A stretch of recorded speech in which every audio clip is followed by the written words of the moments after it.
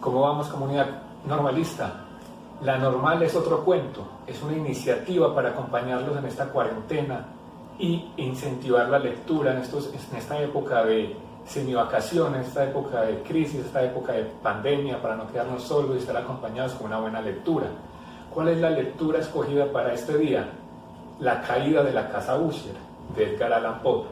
Porque cuando nos damos cuenta de que la casa Usher es como nosotros, la casa Usher es un castillo decrépito, un castillo que necesita arreglos, un castillo que está en el olvido. ¿Cuántas veces no nos sentimos así? ¿Cuántas veces no nos sentimos sin esperanza? ¿Cuántas veces no nos sentimos perdidos? Pero igual seguimos, igual vamos para adelante, y eso es lo que este libro nos ayuda. La caída de la casa Usher. Durante un día otoñal opaco, sombrío y silencioso, con opresivas nubes que colgaban de los cielos, muy cerca a la tierra, cabalgué solitario por una región singularmente tenebrosa del campo, y a medida que se fueron formando las sombras de la tarde, me encontré ante la lúgubre presencia de la casa Usher. No recuerdo bien cómo era, pero con el primer vistazo de la edificación, mi espíritu fue invadido por una insufrible sensación de oscuridad. Y digo insufrible, pues ni siquiera fue aliviada por aquel sentimiento, solo a medias agradable, por ser poético, con el cual la mente suele recibir hasta las más severas imágenes naturales de lo desolado o lo terrible. Contemplé la escena frente a mis ojos, la casa en sí y el paisaje sencillo de las tierras, las paredes tristes, las inexpresivas ventanas como ojos, unos cuantos juncos fétidos, otros tantos troncos pálidos de árboles moribundos, con una depresión absoluta del alma, que solo puedo equiparar al despertar del opiómano, el amargo retorno a la vida diaria, la espantosa caída del velo. Había una frialdad, un hundimiento, una enfermedad del corazón, una irredimible penumbra en el pensamiento que ni el mayor esfuerzo de la imaginación podía convertir en algo sublime. ¿Qué era? Me detuve a pensar. ¿Qué era lo que tanto inquietaba mis nervios al contemplar la casa Usher? Era un misterioso completamente insoluble. Tampoco podía luchar contra el tumulto de sombras que invadía mi imaginación al sopesar el asunto. Me sentí forzado a caer en una conclusión poco satisfactoria, que sin duda alguna existen ciertas combinaciones de los objetos naturales más sencillos que tienen el poder de afectarnos. No obstante, la razón y el análisis de este poder pertenecen a consideraciones que están más allá de nuestro alcance. Era posible, reflexioné, que un simple cambio de ubicación en los elementos de la escena, los detalles de la situación, fuera suficiente para modificar y quizá incluso aniquilar su capacidad de impresionar nuestra tristeza. Y con esto en mente, tomé las riendas y dirigí mi caballo hacia el escarpado borde de un pequeño lago negro y misterioso, cuya superficie reposaba imperturbable reflejo junto a la morada, y contemplé, con un estremecimiento aún más fuerte que el anterior, las imágenes recalcadas e invertidas de los grises juncos, las mortecinas ramas de los árboles, las inexpresivas ventanas como ojos. No obstante, me había propuesto pasar una temporada de varias semanas en esta mansión melancólica. Roderick Usher, su propietario, había sido uno de mis compañeros del alma en la infancia, pero muchos años pasaron desde nuestro último encuentro. Hace poco, sin embargo, una carta me alcanzó en un lugar remoto del país, una carta suya, que en su naturaleza, desaforadamente inoportuna, no admitía otra respuesta que la personal. Era evidente en el manuscrito una agitación nerviosa. El autor hablaba de una enfermedad corporal aguda, de una lamentable hipersensibilidad mental que lo afligía y del sincero deseo de verme, a mí, que era su mejor y de hecho su único amigo personal, con la esperanza de procurar, por medio de mi alegre compañía, algo de alivio para su mal. Y fue la manera en que dijo todo esto y mucho más. Fue el aparente corazón que venía con su petición lo que me dejó campo para vacilar, y así obedecí en el acto a lo que no dejaba de considerar como una invitación sumamente peculiar. Doy paso a mi compañera Sandra, quien los acompañará en este mágico recorrido por la casa Usher. Les recuerdo entonces la invitación a disfrutar de La Normal es otro cuento. Hasta la próxima.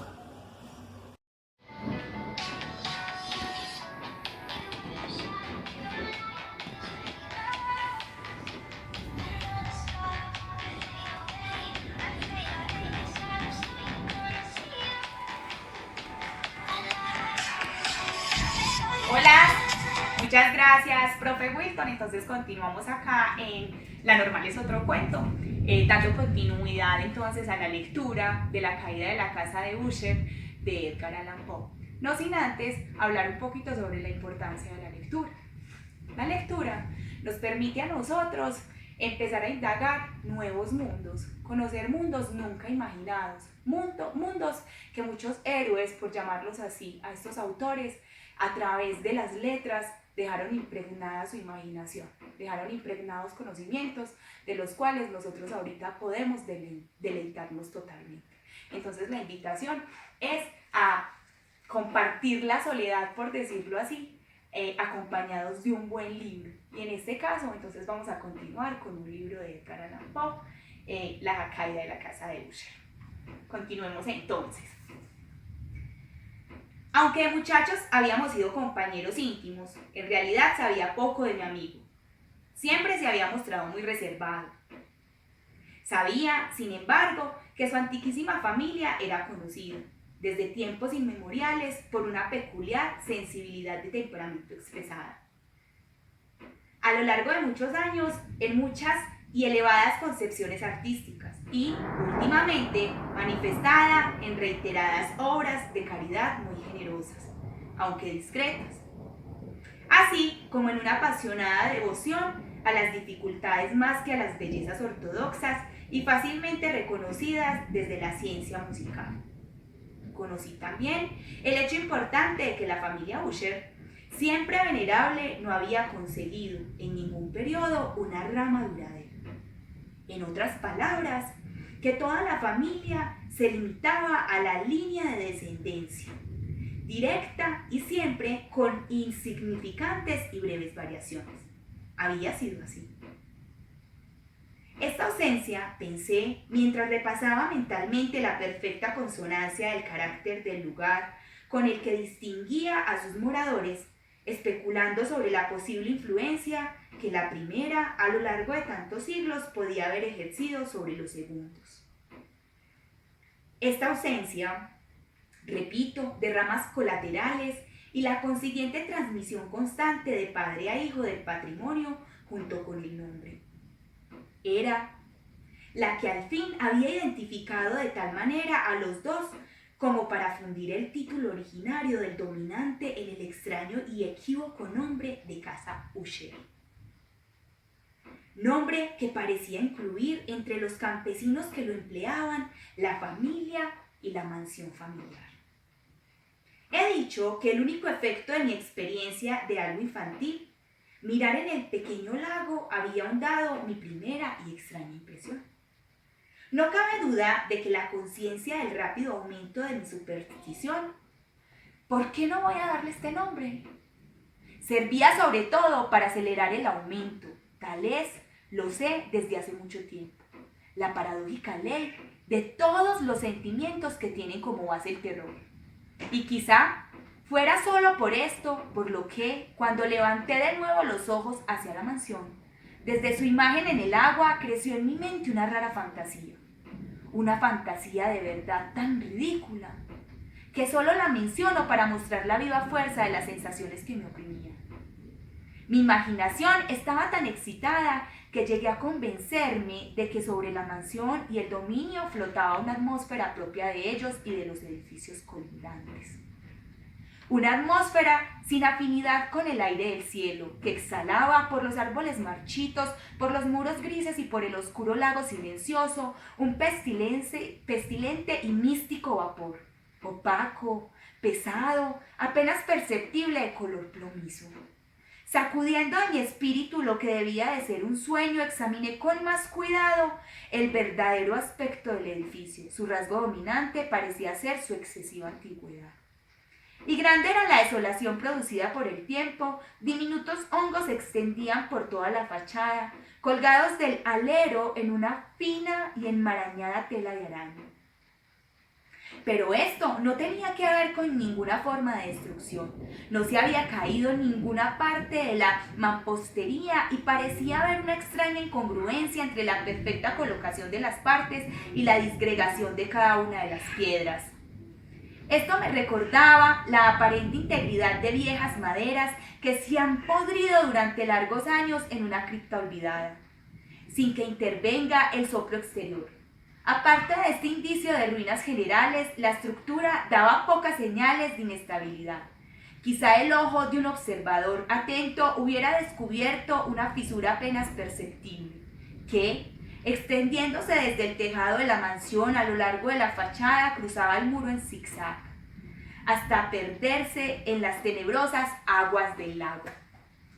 Y hasta acá los acompaño. Le doy paso a mi compañero Edison Orozco. Espero lo hayan disfrutado. Hola familia normalista, ¿cómo están? Espero se encuentren muy bien. Gracias Sandra. Leer es importante por muchas razones. Leer es importante porque posibilita la capacidad de pensar por sí mismo. Leer es importante porque con un buen libro y una buena imaginación se puede viajar a muchas partes, se pueden recorrer muchos lugares, muchos paisajes, recrear escenas. Y ahora en tiempos de cuarentena es una excelente posibilidad. Leer un buen libro, una buena lectura, te cambia la vida, te puede cambiar la vida.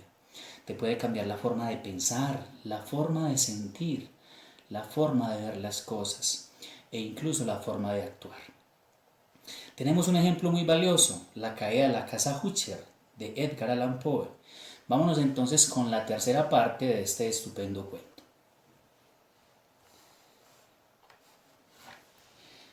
Mientras observaba estas cosas, cabalgué por una breve calzada hasta la casa. Un sirviente que aguardaba tomó mi caballo y entré en la bóveda gótica del vestíbulo. Un criado, de paso furtivo, me condujo desde allí, en silencio, a través de varios pasadizos oscuros e intrincados, hacia el gabinete de su amo. Mucho de lo que encontré en el camino contribuyó, no sé cómo, a avivar los vagos sentimientos de los cuales he hablado ya. Mientras los objetos circundantes, los relieves de los cielos rasos, los oscuros tapices de las paredes, el ébano negro de los pisos y los fantasmagóricos trofeos heráldicos que rechinaban a mi paso, eran cosas a las cuales, o a sus semejantes, estaba acostumbrado desde la infancia, mientras cavilaba en reconocer lo familiar que era todo aquello. También me asombraban por los insólitas las fantasías que esas imágenes no habituales provocaban en mí. En una de las escaleras encontré al médico de la familia. La expresión de su rostro, pensé, era una mezcla de baja astucia y de perplejidad. El criado abrió entonces una puerta y me dejó en presencia de su amo. La habitación donde me hallaba era muy amplia y alta. Tenía ventanas largas, estrechas y puntiagudas, y a distancia tan grande del piso de roble negro que resultaban absolutamente inaccesibles desde adentro. Débiles fulgores de luz carmesí se abrían paso a través de los cristales enrejados y servían para diferenciar suficientemente los principales objetos. Los ojos, sin embargo, luchaban en vano para alcanzar los más remotos ángulos del aposento, a los huecos del techo, abovedado y esculpido. Oscuros tapices colgaban de las paredes. El mobiliario general era profuso, incómodo, antiguo y destartalado. Había muchos libros e instrumentos musicales en desorden, que no lograban dar ninguna vitalidad a la escena. Sentí que aspiraba una atmósfera de dolor, un aire de duda, profunda e irremediable melancolía que lo envolvía y penetraba todo. A mi entrada, Usher se incorporó de un sofá donde estaba tendido, cuán largo era, y me recibió con una calurosa vivacidad que mucho tenía, pensé al principio, de cordialidad excesiva, del esfuerzo obligado del hombre de mundo que huye. Pero una mirada a su semblante me convenció de su perfecta sinceridad. Nos sentamos y durante unos instantes, mientras no hablaba, lo observé con un sentimiento en parte de compasión y en parte de espanto. Seguramente hombre alguno hasta entonces había cambiado tan terriblemente, en un periodo tan breve, como Roderick Usher. A duras penas pude llegar a admitir la identidad del ser exangüe que tenía ante mí, con el compañero de mi adolescencia.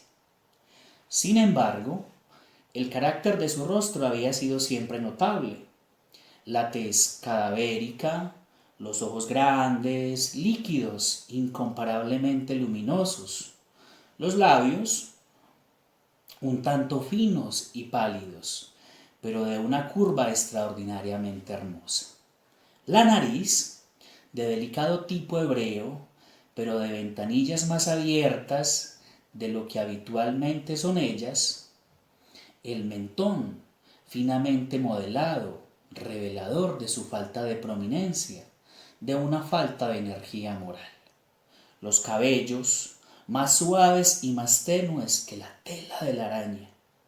Estos rasgos y el excesivo desarrollo de la región frontal constituían una fisonomía difícil de olvidar.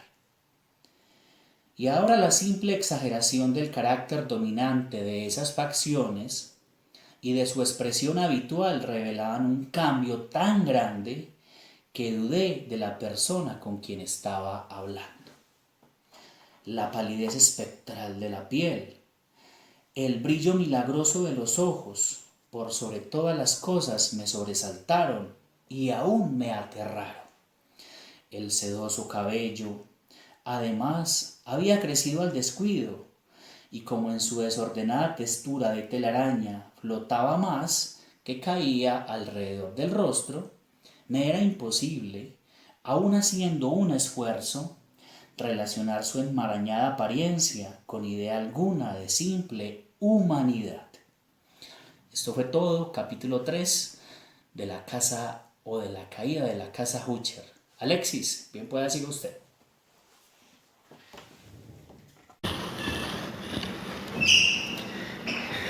¿Que por qué es importante la lectura? Porque imagínense, nos une a pesar de las dificultades y a pesar de la distancia. Por esas y más razones es importante la lectura. Parte 4, la caída de la casa Usher. En la manera de mi amigo me sorprendió encontrar incoherencia, inconsistencia, y pronto descubrí que era motivada por una serie de débiles y fútiles intentos de vencer a un azoramiento habitual, una excesiva agitación nerviosa.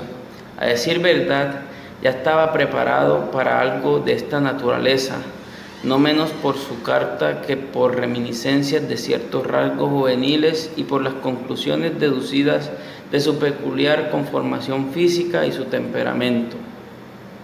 Sus gestos eran alternativamente vivaces y lentos. Su voz pasaba de una indecisión trémula a esa especie de concisión enérgica, esa manera de hablar abrupta, pesada, lenta, hueca, a esa pronunciación gutural, densa, equilibrada, perfectamente modulada, que puede observarse en el borracho perdido o en el opiómano incorregible durante los periodos de mayor excitación. Así me habló del objeto de mi visita, de su vehemente deseo de verme y del solaz que aguardaba de mí. Abordó con cierta extensión lo que él consideraba la naturaleza de su enfermedad. Era, dijo, un mal constitucional y familiar, y desesperaba de hallarle remedio. Una simple afección nerviosa, añadió de inmediato, que indudablemente pasaría pronto. Se manifestaba en una multitud de sensaciones anormales. Algunas de ellas, cuando las detalló, me interesaron y me desconcertaron, aunque sin duda tuvieron importancia los términos y el estilo general del relato. Padecía mucho de una acuidad mórbida de los sentidos, apenas soportaba los alimentos más insípidos, no podía vestir sino ropas de cierta textura, los perfumes de todas las flores le eran opresivos, aún la luz más débil torturaba sus ojos, y solo pocos sonidos peculiares y estos instrumentos de cuerda no le inspiraban horror. Vi que era un esclavo sometido a una suerte anormal de terror. Moriré, dijo.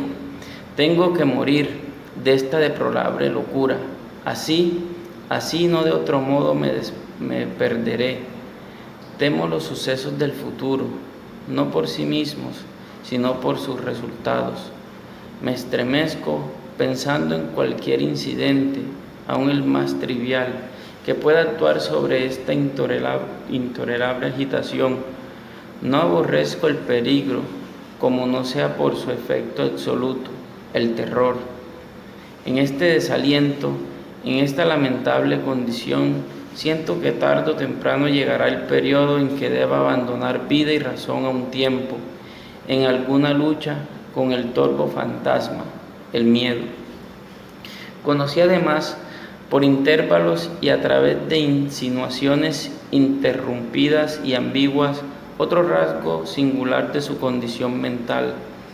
Estaba dormido por ciertas impresiones supersticiosas relativas a la morada que ocupaba y de donde durante muchos años nunca se había aventurado a salir. Supersticiones relativas a una influencia cuya supuesta energía fue descrita en términos demasiado sombríos para repetirlos aquí. Influencia que algunas peculiaridades de la simple forma inmaterial de la casa familiar habían ejercido sobre su espíritu. Decía, a fuerza de soportarlas largo tiempo, efecto que en el aspecto físico de los muros y las torrecillas grises y el oscuro estanque en el cual estos se miraban había producido a la larga en la moral de su existencia. Admitía, sin embargo, aunque con vacilación, que podía buscarse un origen más natural y más palpable a mucho de la peculiar melancolía que así lo afectaba, la cruel y prolongada enfermedad, la disolución evidentemente próxima de una hermana tiernamente querida, su única compañía durante muchos años, su último y solo pariente sobre la tierra, su muerte. Decía con una amargura que nunca podré olvidar, hará de mí el desesperado, el frágil, el último de la antigua raza de los Usher. Mientras hablaba, Madeleine, que así se llamaba, pasó lentamente por un lugar apartado del aposento y sin notar mi presencia desapareció. La miré con extremado asombro, no desprovisto de temor, y sin embargo me es imposible explicar estos sentimientos. Una sensación de estupor me oprimió mientras seguía con la mirada sus pasos que se alejaban. Cuando por fin una puerta se cerró tras ella, mis ojos buscaron instintiva y ansiosamente el semblante del hermano, pero éste había hundido la cara entre las manos y solo pude percibir una palidez mayor que la habitual. Se extendían los dedos descarnados por entre los cuales se filtraban apasionadas lágrimas. Le doy paso a mi compañero Juan David. Cordial saludo, familia normalista. Cordial saludo a todos. Alexis, gracias. Gracias, profesor Alexis, por la anterior intervención. Soy Juan David Ramírez. Mi cargo en la normal superior es docente del área de educación física. Soy experto en el entrenamiento del cuerpo. Pero estoy absolutamente claro y seguro de que las evidencias científicas nos han demostrado de que nuestro cerebro puede ser tratado como un músculo que se puede entrenar. Si tú entrenas los músculos de tu cuerpo, se van a volver fuertes, funcionales, te van a permitir tener mejor una salud corporal. Igualmente con el cerebro también se entrena. se entrena a través del deporte del ajedrez, se entrena a través de un sinnúmero de ejercicios mentales que nos pueden ayudar a que ese cerebro se fortalezca. Y un cerebro fuerte es un cerebro saludable, es un cerebro que cognitivamente nos va a permitir afrontar pues todos los gajes del estudio, de la vida. Ahora en cuarentena pues tenemos la posibilidad de entrenar nuestro cerebro, como tenemos mucho tiempo, a través de ¿qué? De la lectura. La lectura es un medio por el cual el ser humano fortalece su cerebro, llevando a que su imaginación, sus procesos cognitivos, su percepción, sus procesos de atención tengan mayores conexiones neuronales. Hay estudios ya científicos que han comprobado la importancia de la lectura para el cerebro. Todas las personas que leen y han leído mucho, ya se comprobó, tienen menos probabilidades de sufrir Alzheimer o no tener un Alzheimer, una enfermedad del cerebro a temprana edad. No se les despierta hasta después de los 80 años. En cambio, las personas que no leen, el cerebro se atrofia, un cerebro atrofiado funciona de la menor manera, de peor manera, y entonces sus procesos mentales pues, van a ser muy deficientes. Entonces, la importancia de la lectura es leer, yo digo que para mí a nivel personal es el acto que nos hace humanos, Parte 5, la caída de la casa de Usher.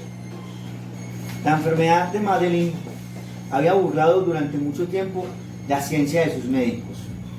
Una apatía permanente, un agotamiento gradual de su persona y frecuentes, aunque transitorios, accesos de carácter parcialmente catalíptico eran diagnóstico insólito. Hasta entonces había soportado con firmeza la carga de su enfermedad, negándose a guardar cama, pero al caer la tarde de mi llegada a la casa, sucumbió al poder aplastante del destructor y supe que la breve visión que yo había tenido de una persona sería probablemente la última para mí, que nunca más vería a Madeleine, por lo menos en mi vida. En los días posteriores, ni Usher ni yo mencionamos su nombre, y durante este periodo me entregué a vehementes esfuerzos por aliviar la melancolía de mi amigo.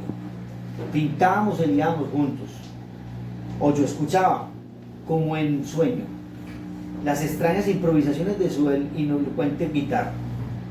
Así, a medida que una intimidad cada vez más estrecha me introducía sin reserva en lo más recóndito de su alma, iba advirtiendo con amargura la futileza de todo intento de alegrar un espíritu cuya oscuridad, como una cualidad positiva inherente, se derramaba sobre todos los objetos del universo físico y moral, en una incesante irradiación de tinieblas. Siempre tendré presente el recuerdo de las muchas horas solemnes que pasé a solas con el amo de la casa Usher. Sin embargo, fracasaría en todo intento de dar una idea sobre el exacto carácter de los estudios o las ocupaciones a los cuales me inducía o cuyo camino me mostraba. Una idealidad exaltada, enfermiza, arrojaba un sulfúreo sobre todas las cosas. Sus largos e improvisados cantos fúnebres resonaran eternamente en mis oídos. Entre otras cosas, conservo dolorosamente en la memoria cierta singular perversión y amplificación del extraño aire del vals de von Weber, de las pinturas que nutrían su laboriosa imaginación y cuya vaguedad crecía a cada pincelada. Vaguedad que me causaba un estreñimiento tanto más penetrante cuanto más ignoraba su causa. De esas pinturas tan vividas que aún tengo en sus imágenes ante mí. Será inútil mi intento de presentar algo más que la pequeña porción comprendida en los límites de las meras palabras escritas. Por su extremada simplicidad, por la desnudez de sus diseños, atraían la atención y la subyugaban. Si jamás un mortal pintó una idea, ese mortal fue Frederick Usher.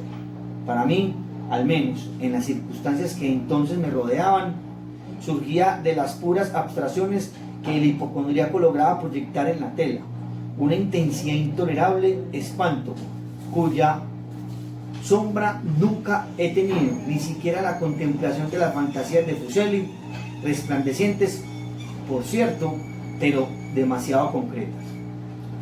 Una de las fantasmagóricas concepciones de mi amigo, que no participaba con tanto rigor del espíritu de abstracción, puede ser vagamente esbozada, aunque de una manera indecisa, débil en palabras.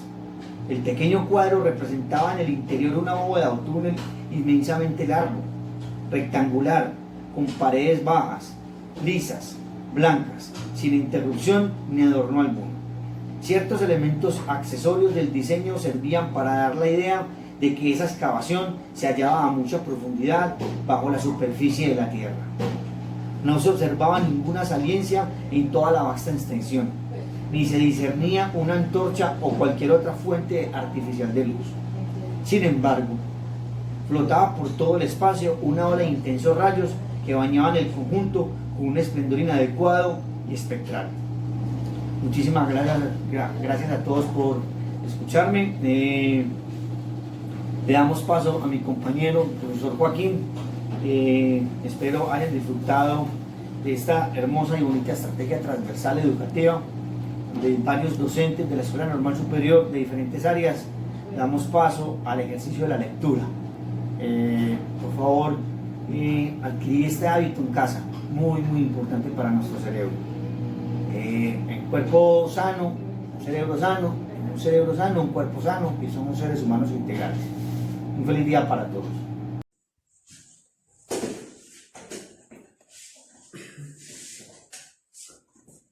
Un saludo muy especial para la familia normalista y toda la comunidad en general. Mi nombre es Joaquín Soto, soy docente del área de inglés de la Escuela Normal Superior Presbítero José Gómez y Salsa de Sonsón. También agradecerle a mi compañero Juan David por la introducción que me hace y por la profunda reflexión que él hace con respecto a la lectura y todo lo que trae consigo para el beneficio de nuestro cuerpo y cerebro. En ese sentido, es para mí un placer poderles hacer lectura del 6º capítulo de La caída de la casa Usher. Es un cuento que hemos escogido para ustedes en estos tiempos de cuarentena, donde tanta falta nos hace el encuentro con el otro y el compartir experiencias tanto dentro y fuera del aula de clases.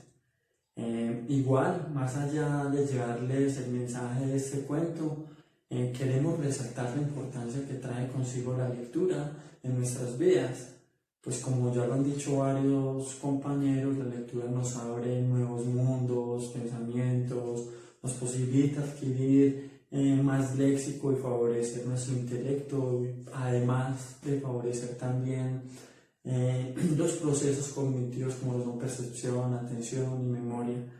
Entonces la invitación es para que fortalezcamos bastante este hábito en casa.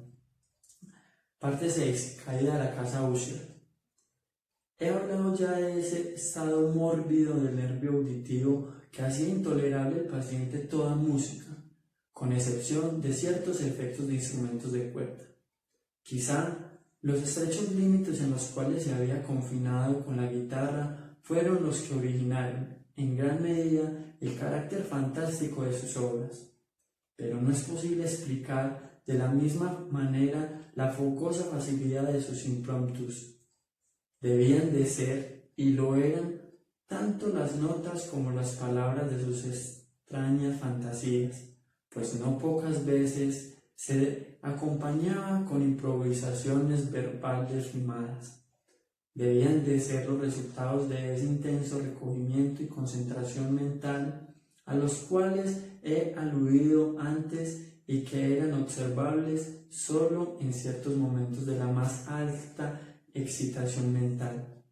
Recuerdo fácilmente las palabras de una de esas rapsodias.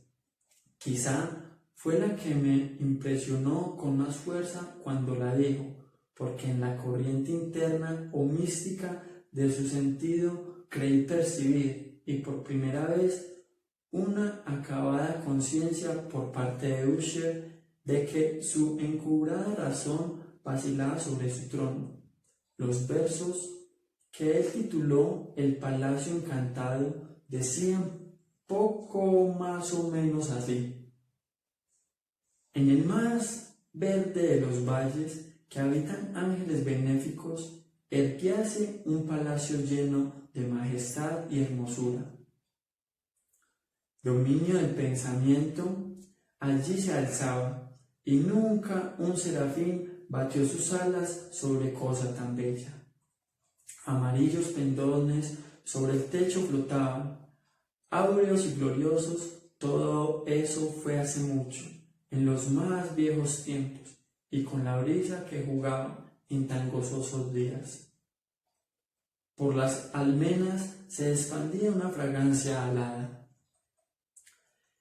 y los que erraban en el valle, por dos ventanas luminosas, a los espíritus veían danzar al ritmo de laudes, en torno al trono donde Porfirogéneto, envuelto en merecida pompa, sentábase el señor del reino, y de rubíes y de perlas era la puerta del palacio, de donde como río fluían centelleando los ecos y el ingenio de su rey soberano.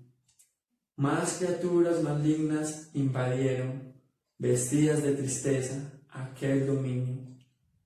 Ah, duelo y luto, nunca más nacerá otra alborada. Y en torno del palacio, la hermosura que antaño florecía entre rubores, es sólo una olvidada historia sepulta en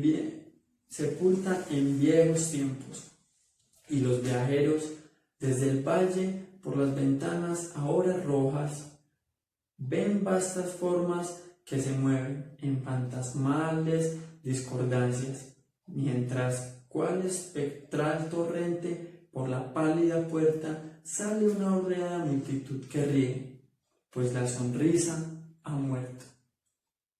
Recuerdo bien que las sugestión nacidas de esta balada nos lanzaron a una corriente de pensamientos donde se manifestó una opinión de Usher, que mencionó, no por su novedad, pues otros hombres han pensado así, sino para explicar la obstinación con la que la defendió.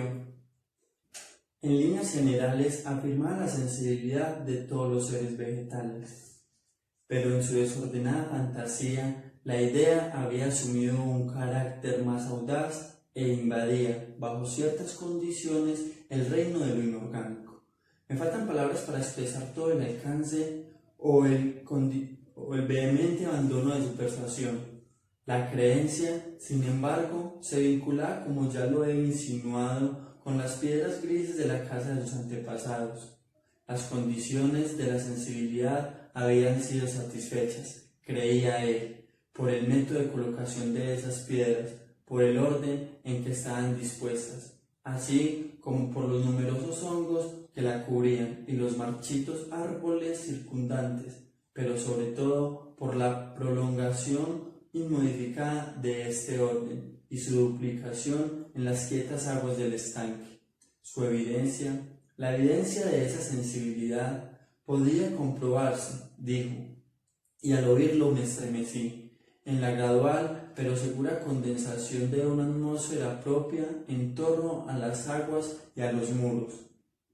El resultado era discernible, añadió, en esa silenciosa, más importuna y terrible influencia que durante siglos había modelado los destinos de la familia, haciendo de él eso que ahora estaba lloviendo, eso que él era.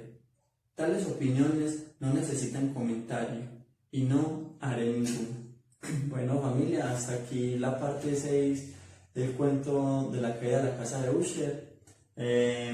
Recuerden la invitación es a fortalecer el hábito de la lectura en nuestras casas, con nuestros familiares. Y ahora le doy paso a mi compañera Lucely y hasta la próxima. Bendiciones.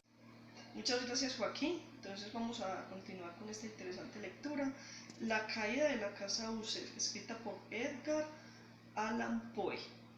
Recordemos que esta idea que tenemos de la normal, que la quisimos llamar La normal es otro cuento, es interesante porque la lectura nos ayuda a mejorar nuestro lenguaje, nuestra escritura, nos ayuda a pensar y a imaginar y a comunicarnos mejor.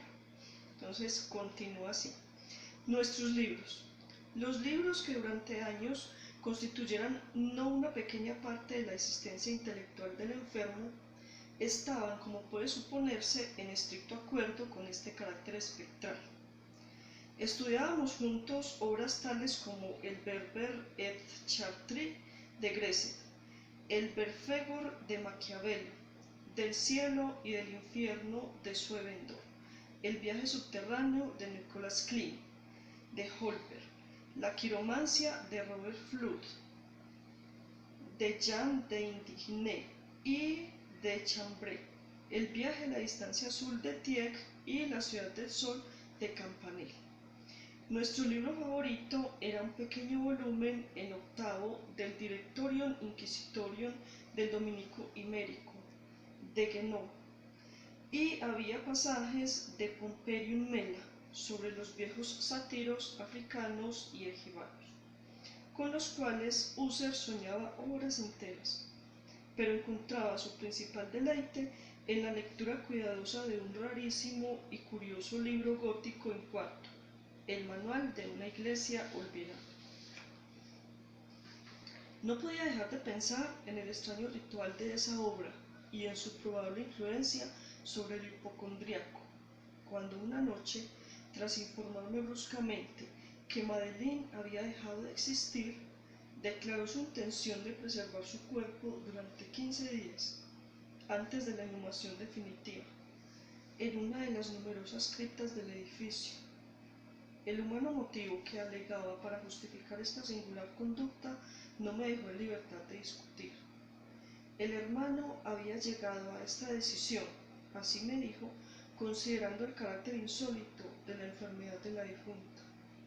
Ciertas importunas y ansiosas averiguaciones por parte de sus médicos, la remota y expuesta situación del cementerio familiar. No he de negar que cuando evoqué el siniestro aspecto de la persona con quien me cruzara en la escalera el día de mi llegada a la casa, no tuve deseo de oponerme a lo que consideré una precaución inofensiva y en modo alguno extraña.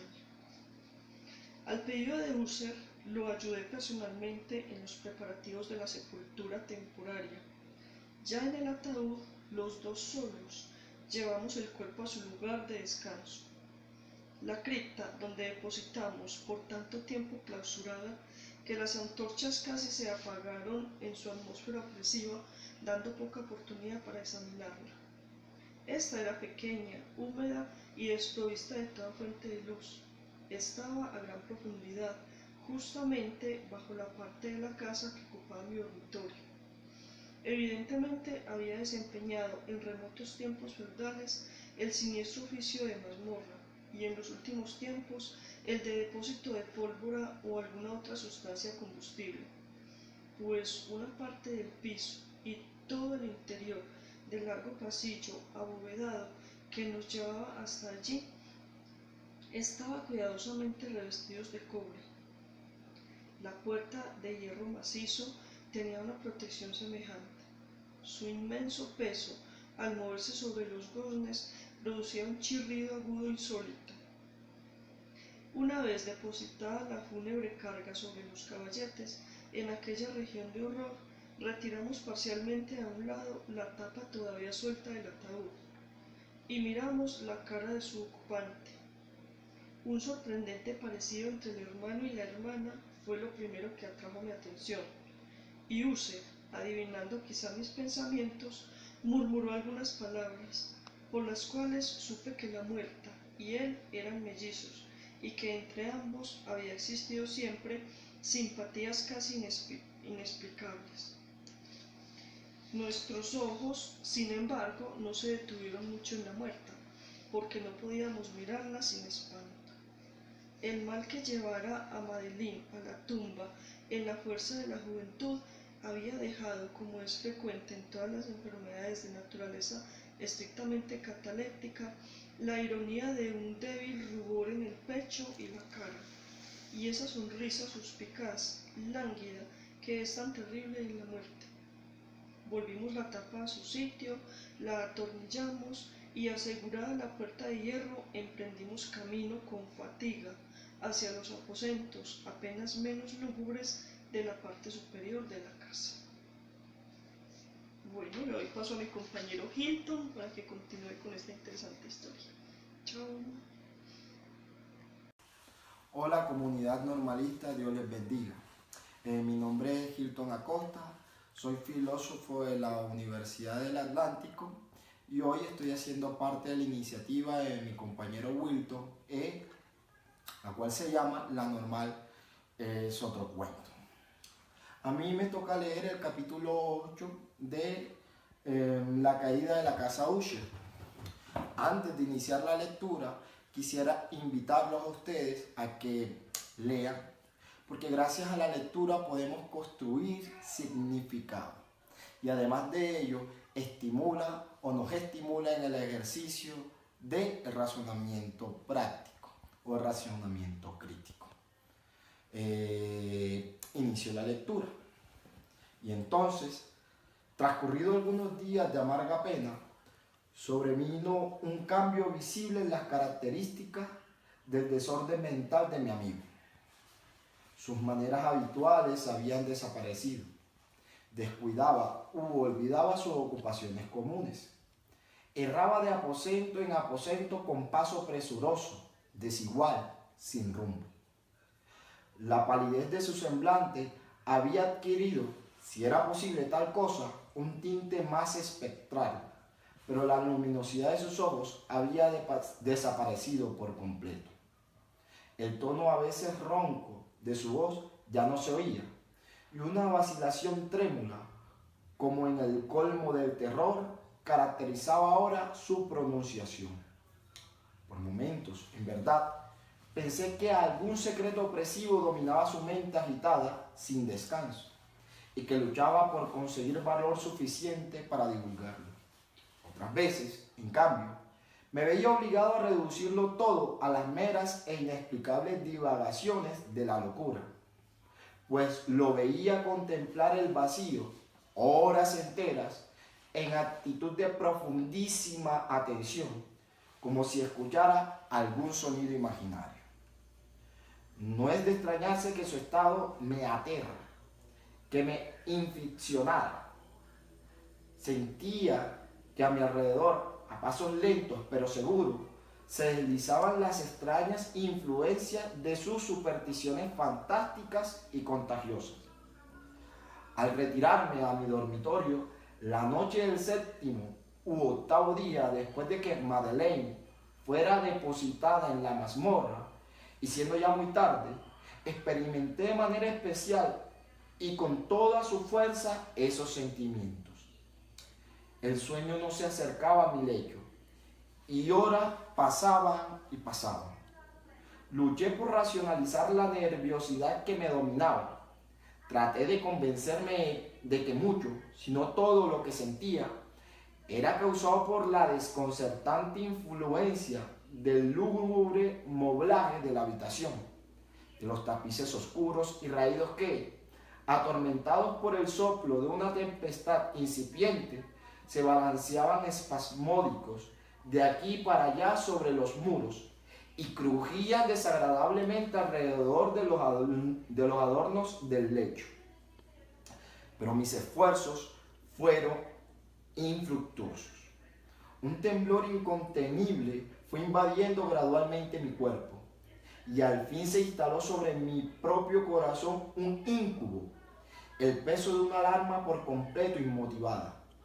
Lo sacudí, jadeando, luchando.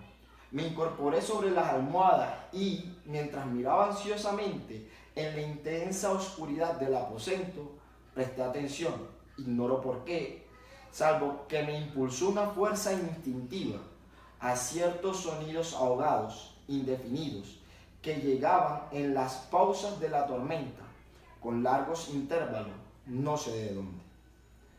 Dominado por un intenso sentimiento de horror, Explicable, pero insoportable, me vestí a prisa, pues sabía que no iba a dormir más durante la noche, e intenté salir de la lamentable condición en que había caído, recorriendo rápidamente la habitación de un extremo al otro.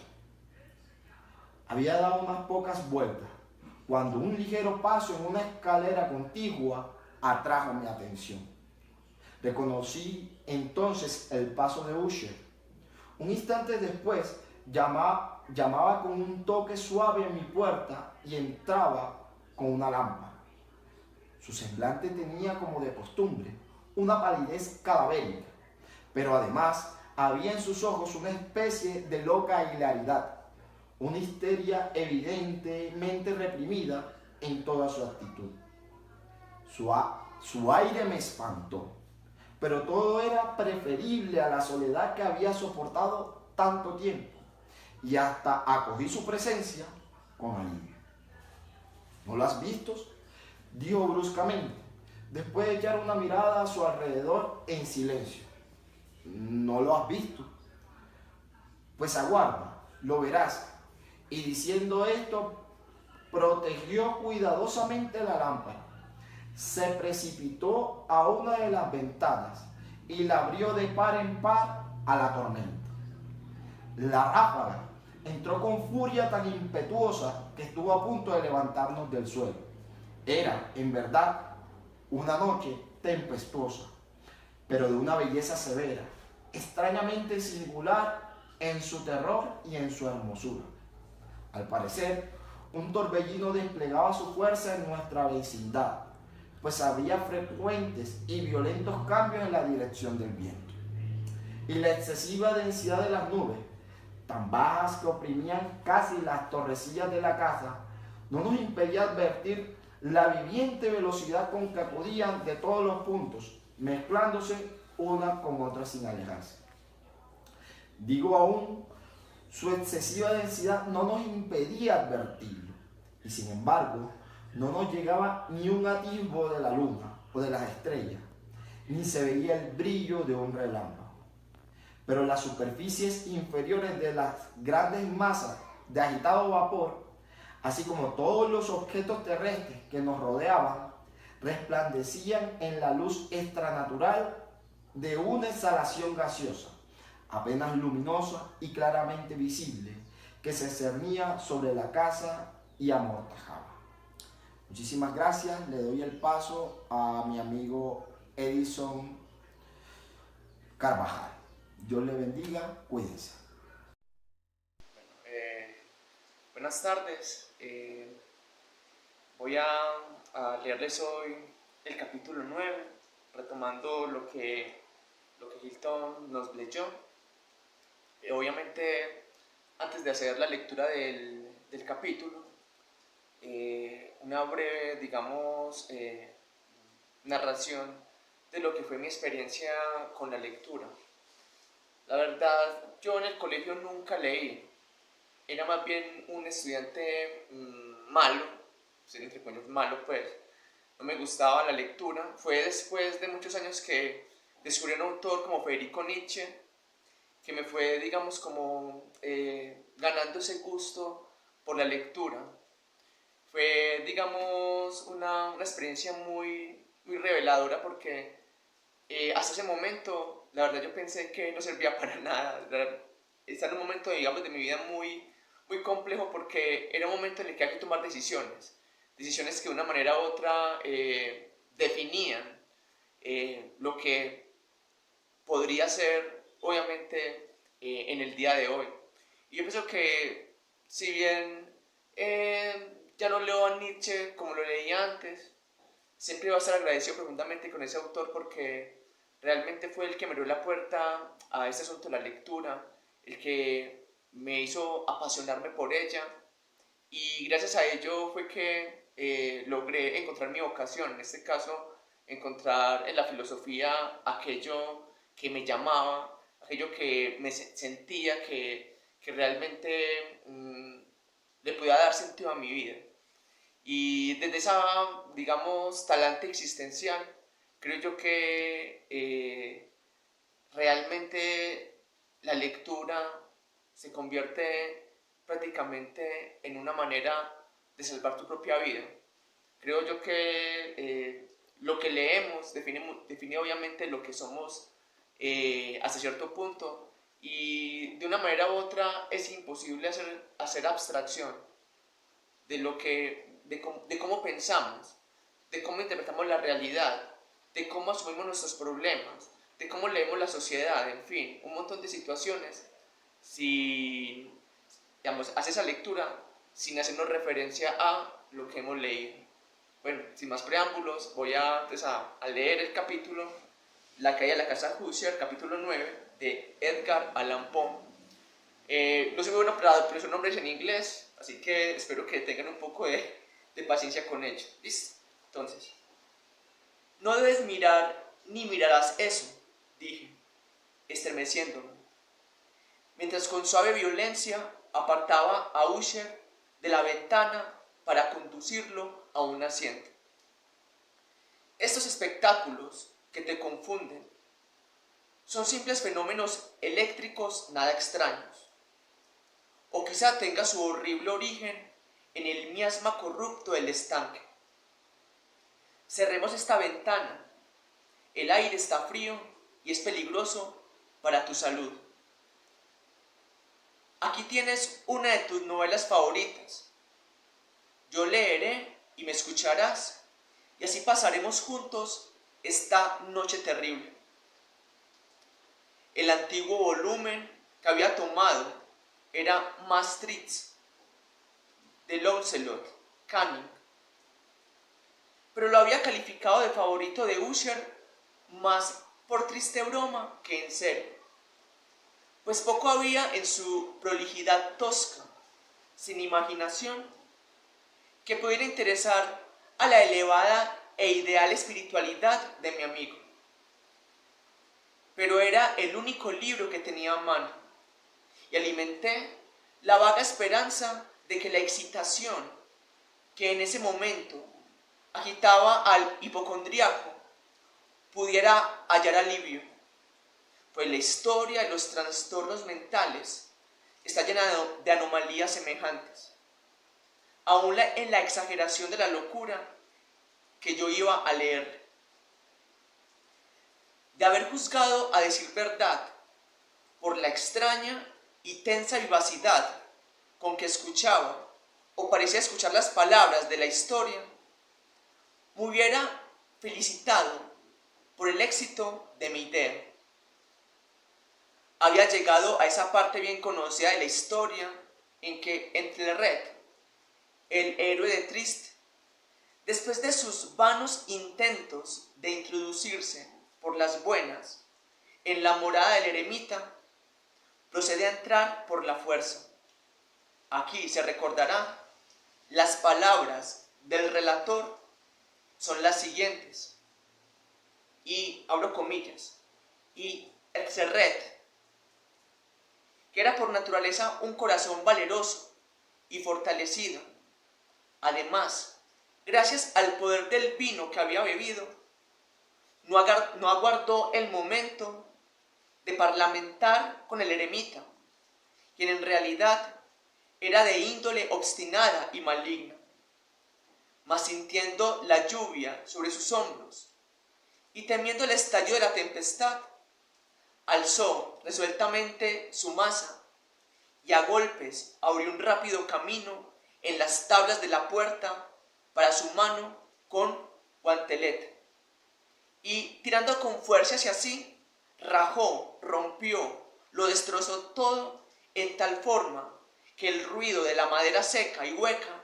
retumbó en el bosque y lo llenó de alarma. Cierro comillas. Al terminar esta frase me sobresalté y por un momento me detuve, pues me pareció, aunque enseguida concluí que mi excitada imaginación me había engañado, me pareció que de alguna remotísima parte de la mansión llegaba confusamente a mis oídos algo que podía ser, por su exacta similitud, el eco, aunque sofocado y sordo, por cierto, del mismo ruido de rotura, de destrozo que Launcelot había descrito con tanto detalle. Fue, sin duda alguna, la coincidencia la que trajo mi atención, pues entre el crujir de los bastidores de las ventanas y los mezclados ruidos habituales de la tormenta creciente, el sonido en sí mismo nada tenía, a buen seguro, que pudiera interesarme o distraerme. Continué el relato, abro comillas.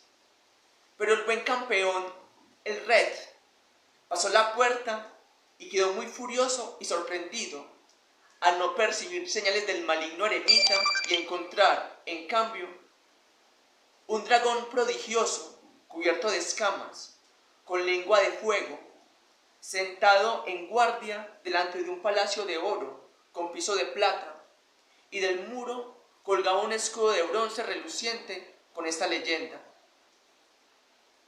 quien entre aquí, conquistador será. Quien mate al dragón, el escudo ganará.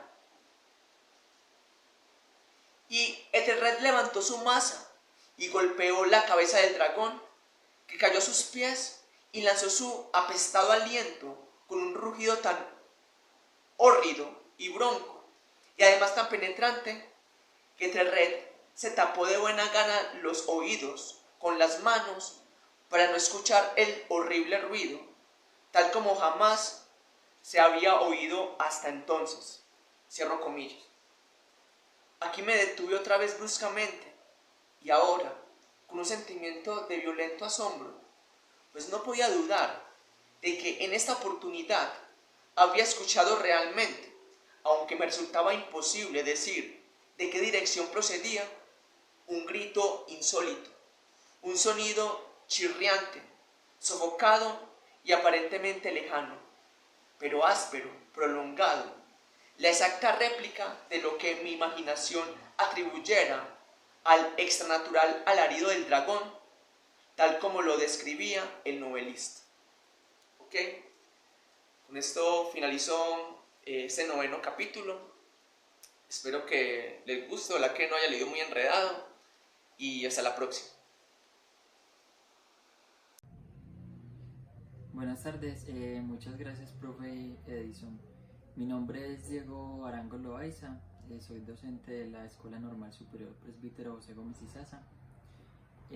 Bueno, continuando con la lectura de La caída de la casa Usher, pues aquí tenemos la 10ª parte, que ya sería la última. Entonces, empezaré.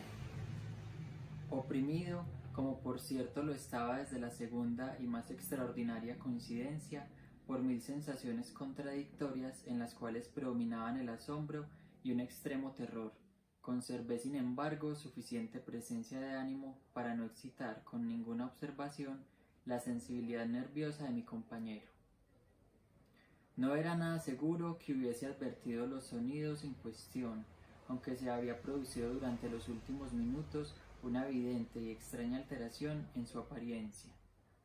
Desde su posición frente a mí había hecho girar gradualmente su silla, de modo que estaba sentado mirando hacia la puerta de la habitación, y así, solo en parte, podía ver yo sus facciones, aunque percibía sus labios temblorosos como si murmuraran algo inaudible. Tenía la cabeza caída sobre el pecho, pero supe que no estaba dormido por los ojos muy abiertos, fijos, que vi al echarle una mirada de perfil. El movimiento del cuerpo contradecía esta idea, pues se mecía de un lado a otro con un balanceo suave, pero constante y uniforme. Luego de advertir rápidamente todo esto, proseguí el relato de Launcelot, que decía así: y entonces el campeón, después de esperar a la terrible furia del dragón, se acordó del escudo de bronce y el encantamiento roto, apartó el cuerpo muerto de su camino y avanzó valerosamente sobre el argentado pavimento del castillo hasta donde colgaba del muro el escudo, el cual entonces no esperó su llegada, sino que cayó a sus pies sobre el piso de plata con grandísimo y terrible fragor. Apenas habían salido de mis labios estas palabras, cuando, como si realmente un escudo de bronce en ese momento hubiera caído con todo su peso sobre el pavimento de plata, percibí un eco claro, profundo, metálico y resonante, aunque en apariencia sofocado. Incapaz de dominar mis nervios, me puse en pie de un salto, pero el acompasado movimiento de Usher no se interrumpió. Me precipité al sillón donde estaba sentado. Sus ojos miraban fijos hacia adelante y dominaba su persona una rigidez pétrea. Pero cuando posé mi mano sobre su hombro, un fuerte estremecimiento recorrió su cuerpo, una sonrisa malsana tembló en sus labios y vi que hablaba con un murmullo bajo, apresurado, ininteligible, como si no advirtiera mi presencia. Inclinándome sobre él, muy cerca, bebí por fin el horrible significado de sus palabras. ¿No lo oyes? Sí, yo lo oigo y lo he oído. Mucho tiempo, muchos minutos, muchas horas, muchos días lo he oído, pero no me atrevía. Ah, compadéceme, mísero de mí, desventurado. No me atrevía a hablar. La encerramos viva en la tumba. No dije que mis sentidos eran agudos, ahora te digo que oí sus primeros movimientos, débiles en el fondo del ataúd. Los oí hace muchos días y no me atrevía a hablar. Y ahora, esta noche, Ethelred, jaja, la puerta rota del eremita y el grito de muerte del dragón y el estruendo del escudo. Di mejor, el ruido del ataúd al rajarse y el chirriar de los férreos goznes de su prisión y sus luchas dentro de la cripta, por el pasillo abovedado revestido de cobre. Oh, ¿a dónde huiré? No estará aquí pronto, no se precipita a reprocharme mi prisa, no he oído sus pasos en la escalera, no distingo el pesado y horrible latido de su corazón. Insensato. Y aquí, furioso de un salto, se puso de pie y gritó estas palabras, como si en ese esfuerzo entregara su alma. Insensato, te digo que está del otro lado de la puerta. Como si la sobrehumana energía de su voz tuviera la fuerza de un sortilegio, los enormes y antiguos batientes que Usher señalaban abrieron lentamente. En ese momento, sus pesadas mandíbulas de ébano. Era obra de la violenta ráfaga, pero allí, del otro lado de la puerta, estaba la alta y amortajada figura de Madeline Usher. Había sangre en sus ropas blancas y huellas de acerba lucha en cada parte de su descarnada persona. Por un momento permaneció temblorosa, tambaleándose en el umbral. Luego, con un lamento sofocado, cayó pesadamente hacia adentro, sobre el cuerpo de su hermano, y en su violenta agonía final lo arrastró al suelo, muerto, víctima de los terrores que había anticipado. De aquel aposento, de aquella mansión huí aterrado. Afuera seguía la tormenta, en toda su ira cuando me encontré cruzando la vieja avenida. De pronto surgió en el sendero una luz extraña, y me volví para ver dónde podía salir fulgor tan insólito, pues la vasta casa y sus sombras quedaban solas a mis espaldas. El resplandor venía de la luna llena, roja como la sangre, que brillaba ahora a través de aquella fisura casi imperceptible, dibujada en zigzag desde el tejado del edificio hasta la base. Mientras la contemplaba, la figura se ensanchó rápidamente. Pasó un furioso soplo del torbellino. Todo el disco del satélite interrumpió de pronto ante mis ojos y mi espíritu vaciló al ver desmoronarse los poderosos muros, y hubo un largo y tumultuoso clamor como la voz de mil torrentes, y a mis pies el profundo y corrompido estanque se cerró sombrío, silencioso, sobre los restos de la casa Usher. La lectura es aquello que nos permite acercarnos a otros mundos y a otras realidades posibles. Es algo que nos acerca a otros contextos, a otros tiempos, porque a partir de ella podemos conversar con con otros escritores que vivieron en otras épocas, que tuvieron otras realidades contextuales, entonces nos acerca al otro, a esa realidad del otro. Edgar Allan Poe fue un escritor estadounidense que nació en enero de 1809 en Boston y murió a los 40 años en Baltimore, Estados Unidos. Es conocido como uno de los precursores del relato corto, de la novela y de la ficción. También es muy reconocido por sus cuentos cortos de terror. Entre los escritos más importantes de él, pues encontramos El Cuervo, La caída de la casa Usher, El retrato oval, entre otros. También es importante destacar que es considerado uno de los poetas malditos.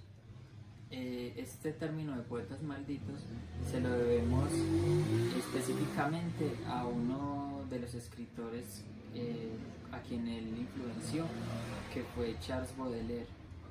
En su texto Flores del Mal, Charles Baudelaire tiene en un principio un texto llamado Bendición, y aquí menciona a los poetas malditos. Esto lo retoma Vermeer en otro texto posterior y habla de los poetas malditos como aquellos escritores que han sido, a pesar de sus contribuciones, han sido incomprendidos en su época y en su contexto.